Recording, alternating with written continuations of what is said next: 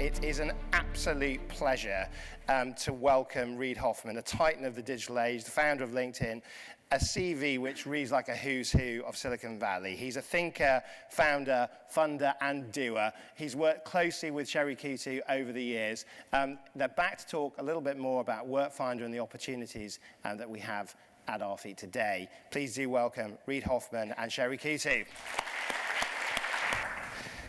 Now, Reid, you landed last night. Indeed. So, so hopefully no jet lag. Why does something like this matter? Why does Workfinder? You're backing it, you're supporting it. Well, I mean, look. So, a couple things. So, jobs of the future will generally be created by new scale-up institutions. Work is an extremely important part of a person's life, not only obviously economics, but also, the two spheres in which people derive meaning is a combination of kind of friends and family and work. And so you need to actually kind of figure out what these kind of industries of the future are. And, part of what I think is happening is there's more and more quick changes within industry. And so part of the skill set that young people need to learn in order to have effective careers and effective and meaningful work experiences is to participate in these industries of the future. And so precisely what Workfinder is trying to do is create that matching, where you say, well, here are the interesting scale opportunities of the future, and here's how you get into that flow. And that's actually what is key in the first book I wrote, which is The Startup Review, is essentially pick the networks of the future as part of having a successful career. Right. You often hear, Sherry, that young people don't have the skills, they don't have what it is. That's often the common gripe of business. Why should business sit up and take notice in terms of what you're doing? Because they need the skills. So the number one issue, I sort of mentioned it earlier, is that when you're growing you're growing really, really quickly because you've got a fabulous product, you need to hire people. And if you have a whole bunch of people applying who have skill sets that are not relevant to you, then you can't grow as fast because you either have to hire them and train them, or you can't hire them and you wait and you wait and you wait for somebody who has the skills that you need. And that just isn't good. It's not good for an economy, and it's definitely not good for a company. I know the extreme pain from when I was running my own companies, and as an investor, the first thing is like, how are we going to get you the talent that you need? So it's absolutely critical, and it's all of our issues. It's also my issue as a parent. I want to make sure that my children take interesting jobs and know how to create interesting jobs in the future. So it's all of our problem. It's not pointing a finger at somebody in the school and saying, you're not teaching them the right thing. It's like, well, we can help solve this together. Reid, I read in a recent article that you set yourself the mission at LinkedIn is how do you enable as many people to have as many transformative economic opportunities as possible. There's a great synergy there with what Workfinder is trying to do. What was the answer to your own question? Question? Well, you asked yourself, how do you? I mean, in terms of the answer, yes. I mean, to some degree, that was creating LinkedIn, right? I mean, there was a reason for that. And part of it shares an intellectual basis with the book, The Startup Review, which is to think about what is the way that you're essentially joining kind of what are the trends, the skills, the scale-up institutions which are creating those kind of future work. Because industries evolve quickly, and they're evolving even more quickly. I mean, for example, take artificial intelligence applying to medicine, and how does that make universal accessibility, and how does that change how medical practice is done? And so when you're thinking, oh, I'm going to become a doctor, maybe actually, in fact, I'm going to become a doctor and I actually need certain kinds of technical experience. And that's part of what you need to do in order to be successful, in order to have a high impact career. And I think part of part of what Sherry and Workfinder is doing is saying this is a two-sided, essentially a two-sided problem. On one hand, you want the industry saying, here's how we're getting people involved. On the other hand, you need people saying, okay, I need to take a jump, I need to reach out, I need to try to apply to something and find that experience. Now, one thing that, in addition to what's been said thus far on stage, is there's a social duty, obviously, there's an industry duty, obviously, but the other thing to reflect on as businesses for why this is important for you to do is also think about kind of the mission and the emotional connectivity of your workforce. If you're actually providing these kinds of project experiences, your workforce is going, great, I feel connected, I feel meaningful. So in there's doing opportunity as well as duty. Yes, exactly. Right, okay. Right. It is actually, in fact, good for your business. So let's look at this issue of opportunity and duty, Cherry, because if you look, you heard Peter talk about the sort of the woeful pickup, if you will. Only 46% of business, I think, was the figure he said, actually here in the heart of London. If you look at the data, the lack of diversity in UK workforces right now is pretty woeful. Can you get to grips with it? Does technology now, has it come to a point where actually the tech can actually solve the problem? And do you think it's a solvable issue? Presumably that's why you're here. I definitely think it's a solvable issue. I think, there's two things. On the diversity, you can use AI to help that. So if it's a girl applying, maybe we want to highlight the female-led businesses. We've got 23,000, so there's let's just say, well, maybe you want to work for a woman. Why don't you find that? So you can make recommendations really, again, inspired by some of the recommendations that LinkedIn use. You can use these technologies to even the playing field. In Manchester and in Birmingham and Newcastle, we're working with those environments to make sure that girls on free school meals have access to digital companies. And that's really important. I grew up in a logging town in Canada. Neither parent went to university. So it's very unexpected that I would be here. But that was the community somehow putting opportunities in front of me that I wouldn't have had otherwise. And we can use technology and AI to mimic that same thing that community and society in Canada did for me today, but on an iPhone. Or an Android, sorry. Either. The platform doesn't matter. I know you're neutral. Yeah, but the platform doesn't matter. But that's really what technology can do, because it's quite time-consuming and costly to do that in an And if you haven't got access to that technology, if you're part of the digital poverty trap, if you're part of a group of people that feel hopeless right now, what's the step that has to be taken? Well, for one thing, I think role models are really, really important. And so on the diversity, having girls get work experience in the AI department of Babylon is pretty cool. And you probably met a bunch of other people, that you thought were interesting. Well, part of that allows you to give yourself permission to think things that you might not have thought before. And I think that I would call out to all technology companies, particularly those that employ women, and make sure that a great number of those women are volunteering. And if you're a woman or you know a woman in tech, please volunteer to host work experience. It's critically important. But it's also fun. I started in tech as a computer programmer. I have no idea how that came about 30 years ago. And I was inspired by a woman called Stephanie, Dame Stephanie Shirley. And that opened up a whole world of opportunities, not the boring jobs that my parents didn't like and didn't find fulfilling. It opened my eyes to the fact that what we do in the companies that we start and that we invest in is actually deeply fun and interesting, and everybody should have access to that and that energy. It's very fulfilling. And can that be done, Reid?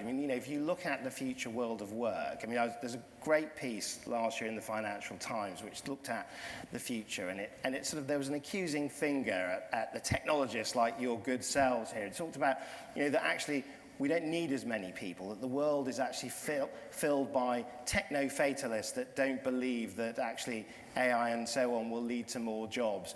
But if you're a kind of techno-optimist, which was the other opportunity, it was about those new jobs of the future. Give us a sense of what you're seeing. What are people going to be doing in the future?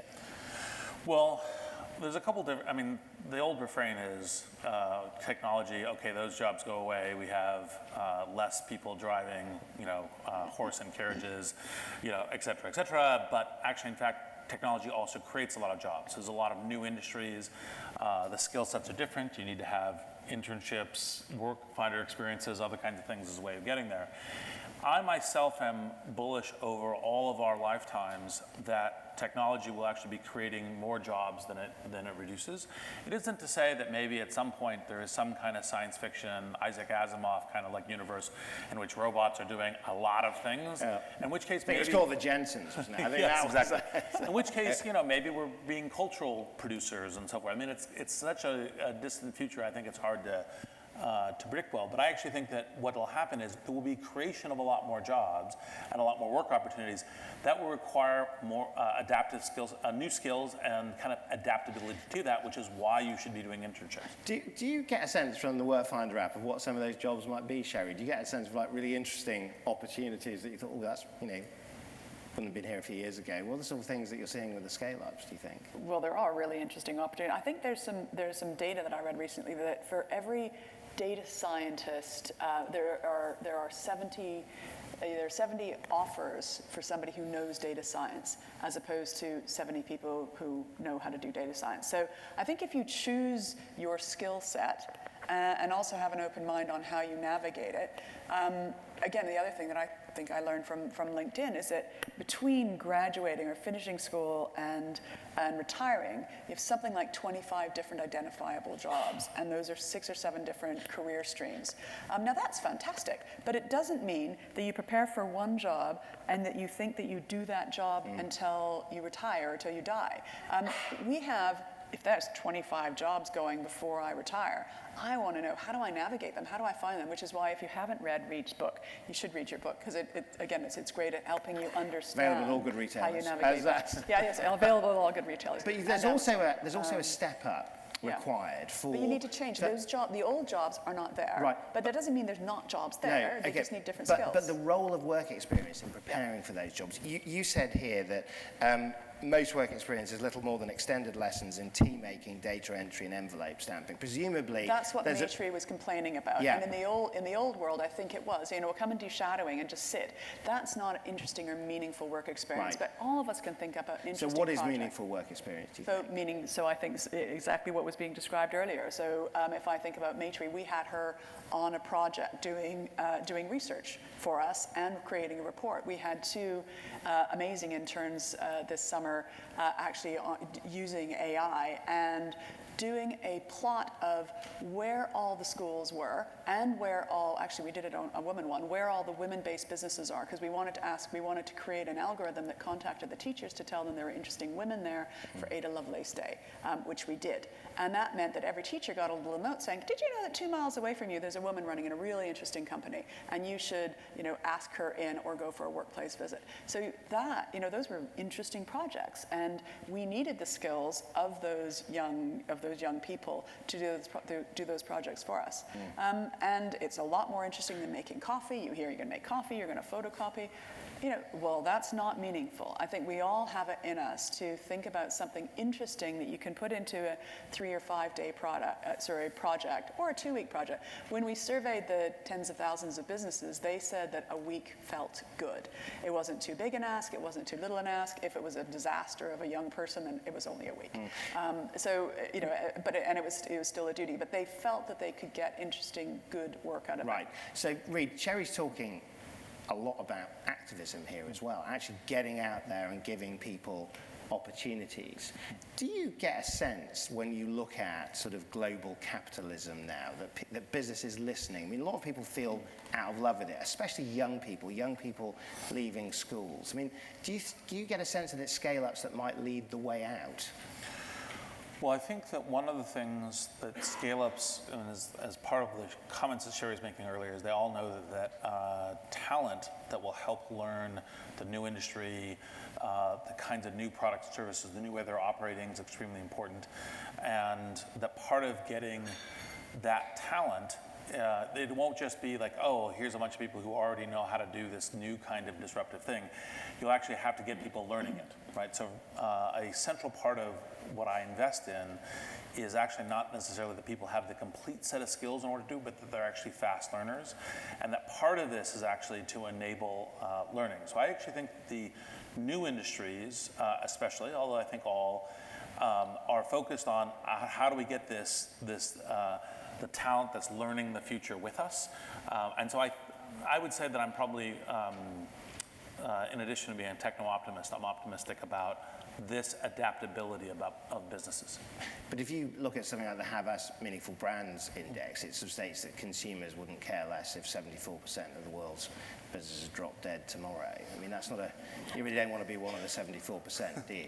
Well, I mean, so they may not care if a specific, like, okay, the manufacturer of this toothbrush, is it a different manufacturer of the toothbrush or not? Doesn't matter. I do need a toothbrush, right, as a function. And so I don't think that the goal in any organizational institution is actually, the primary goal is not to live forever. The primary goal is to offer good products and services, offer good work experiences, and it is a natural flow of some of these are growing and some of these shrink and consolidate and go away, and that's actually an okay part of both life and work. Right. Well, if you think about that, 40% of the GDP is today are from companies that didn't exist 15 years ago. That's our capitalist system. Some companies shrink and go away because they can no longer do what they're supposed to do, and other companies start and grow.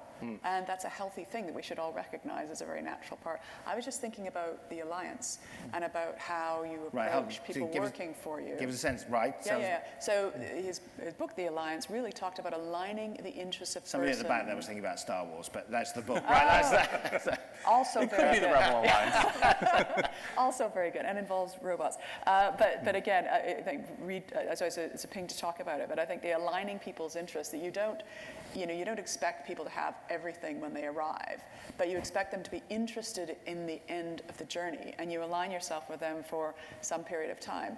Whether or not that's 5 years, 2 years, or a week if they're younger, that's what you're doing, and you're going on a journey together, and that is something that it's a critical aspect of our society, and even more so now that the industries are restructuring at a greater velocity than they have historically. So they need people with potential to be realised. Let's go to the world of education. We already heard from Ali there, the sort of, some of the problems of education in terms of, the skills and so on that you leave school with. You're seeking to get more schools involved. Lots of private sector organisations have never really sort of got the other side of that in terms of actually making the difference. What's going to make Workfinder different? I think the use of the technology, the fact, Ali, one of the things you're doing, because you're applying it to the NHS and to the health sector, we use AI and data science very, very aggressively, but apply it to the education sector. There are things that all of us want to do, but have been too time-consuming or too expensive to do before, or you just couldn't plain figure it out. But you can write algorithms and make it a lot easier to provide amazing services and amazing recommendations, the same way that a really caring or really switched on teacher would. I think that the focus on exams it doesn't help.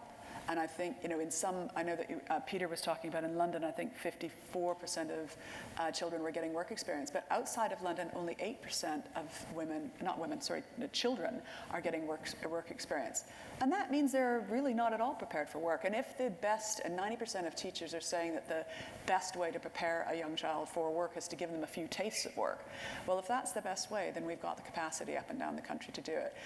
The other thing which we know, because we can query databases like LinkedIn, which covers most of the companies, so and also the government databases. So we know the location of all of the companies. We also know the location of all of the schools, and those companies, we also know whether or not they're growing or shrinking, and we can pull that together for the first time. And we don't have to leave it in the hands of a teacher who's not expert in querying databases or knowing. We can all pop it onto an app. You can click a few buttons. You can find the really cool growing businesses around you, and you don't have to do the research. We've just taken all the legwork and research away from the students, the parents, and the teacher. What about the belief? What about the fact of the role of teachers in preparing young people for the world of work? Do they have to believe in it? Do they have to see this in terms of where opportunity might lie, where the future is? 90% of teachers in this country say that the best way to prepare a young person for work is getting them work experience. So we're building on the stuff that teachers already told us. This gives them access to the critical assets in their local community that they can't see, because they don't have tools that are available to them. These tools are often available to banks, to investors, and to so forth, but they're not necessarily available in a compatible way for teachers. So that's why we work with teachers and students for 3 years to do something that they like. That's why it leads with a map. The kid said, I don't drive. It's like, oh, well, you have to cycle. You've got to cycle. Okay, well, we'll start with a map. So you can find companies on a map. That's not necessarily the way that an investor would go about looking for them, but they are still there, and they're producing the jobs. And if you and they might have heard of the big companies, but those big companies sometimes shrink extremely quickly, but they won't have heard of, and they don't know how to find the little ones. So this is a way of putting the little ones on the map that have the more interesting jobs anyway. Job satisfaction is way higher in small and medium-sized companies than the large ones or the professional firms. That's just a fact. So it's giving them access to things they know they've wanted for ages, but they just didn't have. Right. It's now technically possible. It wasn't possible before. We should do it. It's wrong not to. So we've seen the tech, we've seen the ambition, we've got a driving issue of our time. Sherry wants to take this big. You've got great experience of what it means to scale, Reid. If you were to give Workfinder some, well, Sherry's got some views which she's going to share, but in terms of some advice about how Workfinder could become not only the UK's answer, but potentially a world answer to the future of work experience. If you were to give us a tip, what should happen next? Well, Sherry and I do spend some time talking about this, and obviously this is part of what LinkedIn's been doing, because the question is, if you actually get all of the things that are relevant to how people navigate their work experience kind of digitally represented, what we call at LinkedIn the economic graph. So it's a combination of jobs, skills, other kinds of things, and then people know how to navigate that to their best possible path. That's essentially what the next steps of Workfinder are, is more companies that say, oh, this is a really important thing for society, for my business, for the morale of my employees, for the engagement with young talent. And so I'm going to offer these kinds of experiences on Workfinder. And then obviously for teachers and for students who are like, okay, how am I getting ready for the jobs and the industries of the future? Well, a week is a really great way to begin to get that experience. Let's just talk a little bit about your own, I mean, we're starting to run out of time a little bit, but your own first steps, your own work experience, if you will. Tell us about your own stories, and how did you get that first bit of experience? Sherry first, perhaps. What was the first working experience job for Sherry? Work experience over my first job. So I had a part-time job as a waitress in high school. There wasn't a lot of really interesting jobs in Prince George. And when I was in uni, I thought I might want to go into social work or psychology. So I did work experience in an acute care psychiatric ward, which scared the living daylights out of me and actually made me depressed. So I changed my department. That I went from sort of psychology into political science and econometrics, where I felt a lot happier. That can also make you very depressed. It can, particularly in June of last year, but or November for some of us. Or November, yes, exactly. But was there a light bulb moment? Was there something that suddenly said, right, this is what's helped me understand what I might want to be? Well, my light bulb moment was, I did it and I didn't like it. So I think trying things that you may not like is really important, and that's why a week for either the student or for the business is not that big. It's not that big a deal. But longer, a permanent role that you find you just don't like is terrible. I go back to 6 years ago when we were thinking up Founders for Schools, just for a sec, because we had thought, what is the conversion rate of our asks from a teacher, of a business leader, about whether or not they're coming to class? We thought it would be somewhere between 1% and 5%, but it's 25 to 50%. This is solving an issue, and it's giving a great opportunity for business leaders that they've been waiting for a long time. So we're not trying to create a market, we're actually facilitating a market that's already there. So that political science degree might have come in quite useful, because that's a great form of activism. Reid, your first bit of work experience, did you do any, or did you just go straight into building world-class companies? Well, I mean, I think my first work experience was a newspaper route, which of course shows you how there's changes of industries and so forth.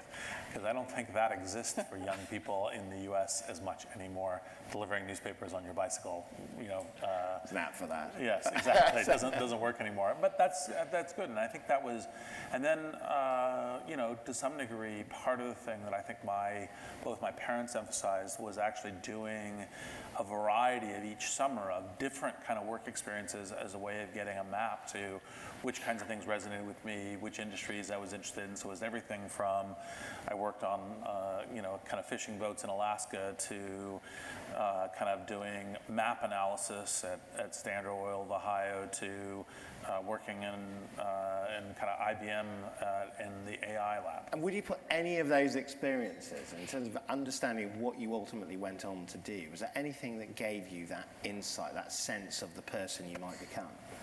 I think the primary thing was kind of realizing for myself, and this is not universal, is how much software will be transforming industries and why software was one of the things to look at pretty carefully. And that's one of the things you'll see across a number of industries is the industry will persist, but software will transform it.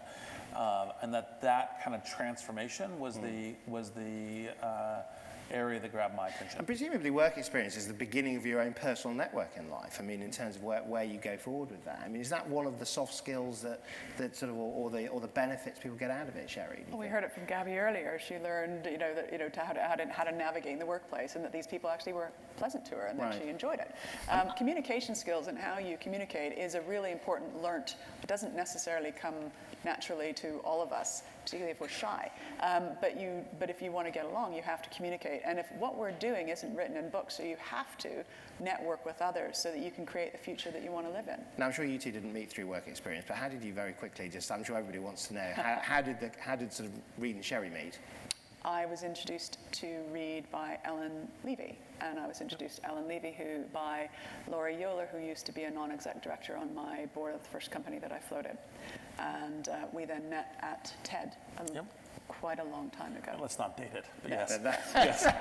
Right, we've got just a couple of minutes, so I want to just focus on in terms of why people here should sort of take Workfinder seriously, why they should shine up. I mean, you're advising Workfinder in the project in terms of what comes. Why did you get involved? I'm sure Sherry was very persuasive, but in terms of, and perhaps a call to action to our audience. And obviously Sherry is very persuasive, but I think the key thing is the future is what we invent. What we invent individually, what we invent as business people, and as all kinds of different roles in society. And one of that key thing is as industries are changing, the nature of how you work effectively, which industries, which skills, et cetera. What you want to do when you're thinking about this as a business is say, okay, everything from how do I participate well in society to how do I have a high morale, vibrant workplace?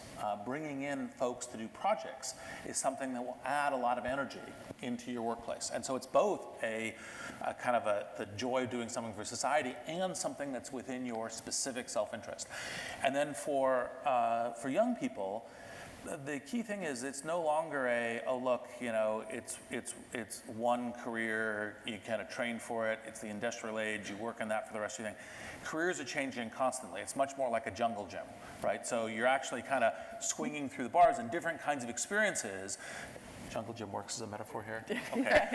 Sorry, I was just translating across the pond. It was like, wait a minute, that works in the US. And so, and so going out and getting some experiences is the best way to inform you about which kinds of things resonate with you, about the kinds of things that you would put on your CV that would enable the next job, enable you to be learning constantly throughout your career, both for what is the most interesting economic opportunities, but also what's meaningful for you. Sherry, what's next? What do people need to take away from this morning in terms of Workfinder and the app? That they've got it in them to help solve this problem. I think this is the largest issue we have in our society, and it's up to us as a society and as individuals to solve it. So if you know a child that doesn't yet know how to navigate their future, tell them about it. If you have jobs or you've got other people in your company who can host these things, then encourage them to do it, because together we can solve this. I always like to back people who are solving problems worth solving. This problem is worth solving, and it's solvable. There are solutions right now, right here, right in front of us. And why wait? There's children who have opportunities that they could chase, and otherwise they might not feel the hope that I feel for the world. Sherry Coutu, Reid Hoffman, thank you very much indeed. Thank you.